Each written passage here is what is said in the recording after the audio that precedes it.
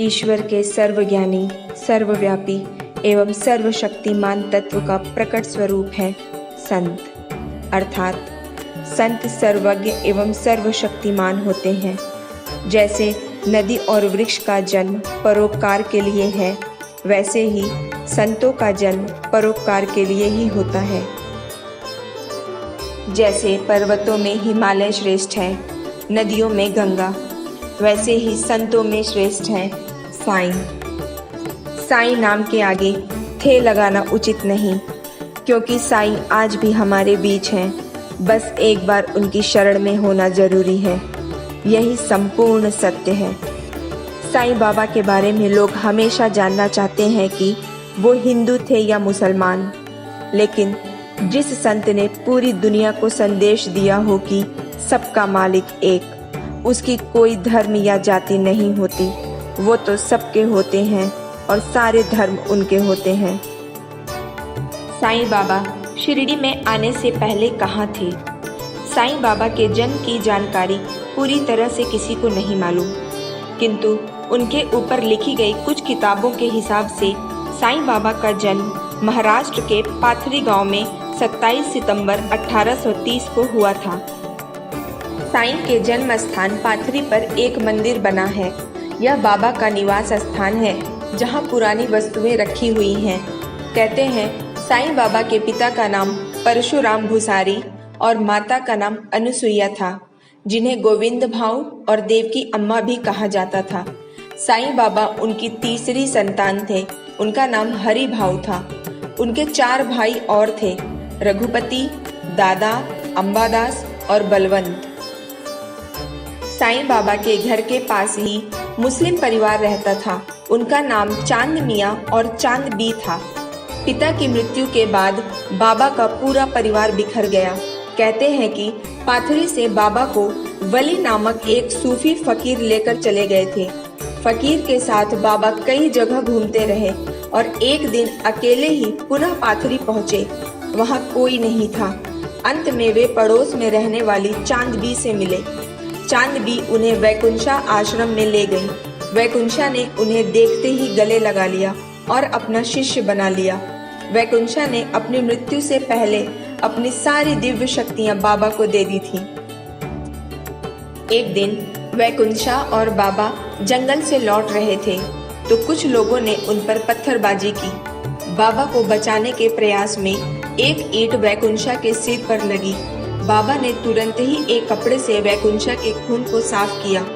वैकुंठा ने वही कपड़ा बाबा के सिर पर 3 लपेटे लेकर बांध दिया और कहा कि ये 3 लपेटे संसार से मुक्त होने और ज्ञान व सुरक्षा के हैं। जिस ईंट से वैकुंठा को चोट लगी थी, बाबा ने उसे उठाकर अपनी झोली में रख लिया और जीवन भर उस ईंट को अपने सिरहाने रखते थे और कहते थे कि जिस दिन ये ईंट टूट जाएगी, समझना मेरी सांस भी टूट जाएगी। वैकुंठा ने बाबा को बताया था कि 80 वर्ष पूर्व वे शिरडी में रुके थे। उन्होंने वहां एक मस्जिद के पास नीम के पेड़ के नीचे ध्यान किया और उसी वक्त गुरु रामदास के दर्शन हुए और उन्होंने कहा कि तुम्हारे शिष्यों में से कोई एक यहाँ रहेगा और उसके कारण यह स्थान तीर्थ क्षेत्र बनेगा। वैकुंठा ने बताया कि वही मैंने रामदास की स्मृति में एक दीपक जलाया है, जो नीम के पेड़ के पास नीचे एक शिला की आड़ में रखा है। वैकुंठा की आज्ञा पर साईं बाबा घूमते फिरते शिरडी पहुँचे। फिर वे वैकुंठा के बताए उस नीम के पेड़ के पास पहुँच गए। वहाँ एक चबूतरा बना हुआ था। भिक्षा मांगने के बाद बाबा वहीं बैठे रहते थे। कुछ लोगों ने पूछा, आप यहाँ क्यों रहते हैं? बाबा ने कहा, यहाँ मेरे गुरु ने ध्यान किया था, इसलिए मैं यहीं विश्राम करता हूँ। लोगों ने उनकी बात पर विश्वास नहीं किया। तब साईं बाबा बोले, शक है तो यहाँ खुदाई करो। ग्रामीणों ने जब उस स्थान पर खुदाई की तो उन्हें एक शिला के नीचे 4 दीप जलते हुए मिले। 3 महीने बाद बाबा शिरडी छोड़कर चले गए। लोगों ने उन्हें बहुत ढूंढा। 3 साल बाद साईं बाबा चांद पाशा पाटिल के साथ उनकी साली के निकाह के लिए बैलगाड़ी में बैठकर बाराती बनकर आए। बारात जहां रुकी थी वहीं सामने खंडोबा का मंदिर था, जहाँ के पुजारी महालसापति ने इस बार तरुण फकीर के वेश में बाबा को देखकर कहा, आओ साईं। बाबा ने पूछा, तुमने साईं क्यों कहा? तब उन्होंने कहा, ये अपने आप ही मेरे मुंह से निकल पड़ा। तब से बाबा का नाम साईं पड़ गया।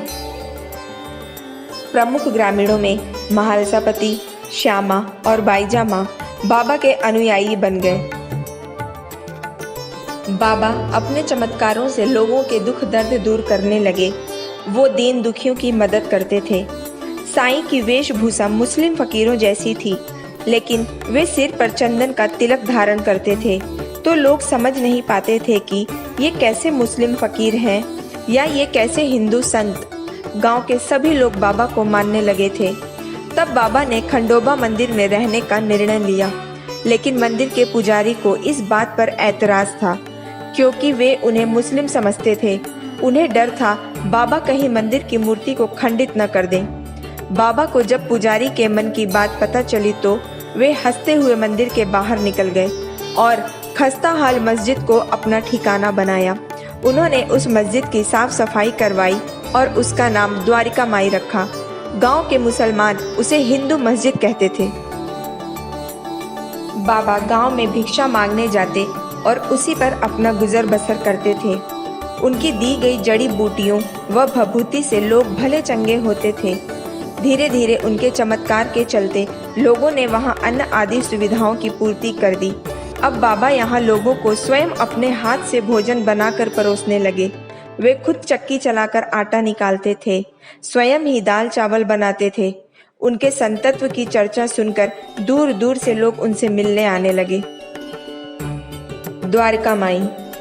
द्वारका माई वो स्थान है जहाँ साईं बाबा अपने जीवन के आखिरी क्षणों तक रहे। यह समाधि मंदिर के प्रवेश द्वार पर ही स्थित है। यह 2 मंजिला है।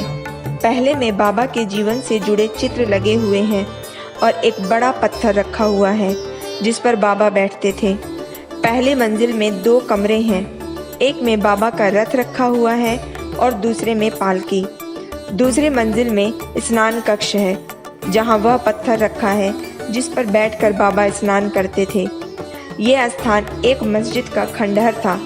यहाँ रहकर बाबा रामनवमी मनाते थे, दीपावली मनाते थे और धुनी भी रमाते थे।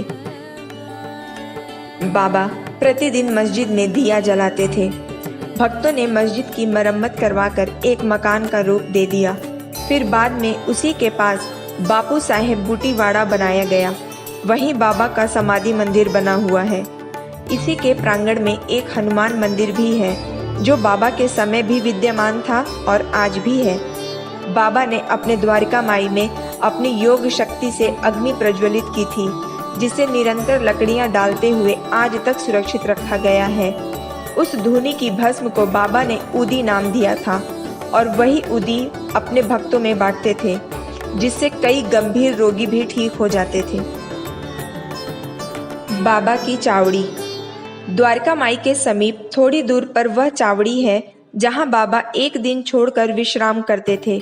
बाबा के भक्त उन्हें शोभा यात्रा के साथ चावड़ी लाते थे।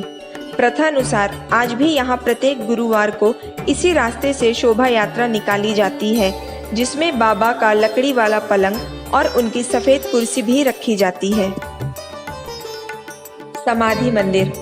शिरडी में साईं बाबा का पवित्र मंदिर साईं की समाधि के ऊपर बनाया गया है। इस मंदिर का निर्माण 1922 में किया गया था। साईं बाबा को लोग आध्यात्मिक गुरु और फकीर के रूप में भी जानते हैं। साईं को मानने वाले में हिंदू के साथ साथ मुसलमान भी हैं। इसका कारण है कि अपने जीवन काल के दौरान साईं मस्जिद में रहते थे, जबकि उनकी समाधि को मंदिर का रूप दे दिया गया है। खंडोबा मंदिर।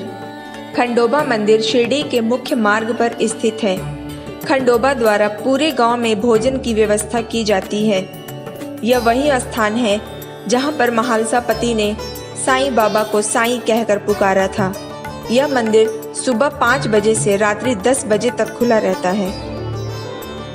मंगलवार 15 अक्टूबर 1918 विजयदशमी का दिन था। साईं बाबा बहुत कमजोर हो गए थे। रोज की तरह भक्त उनके दर्शन को आ रहे थे। साईं बाबा उन्हें उदी प्रसाद दे रहे थे। किसी भक्त ने नहीं सोचा था कि आज बाबा का अंतिम दिन है। दोपहर की आरती का समय हो गया था।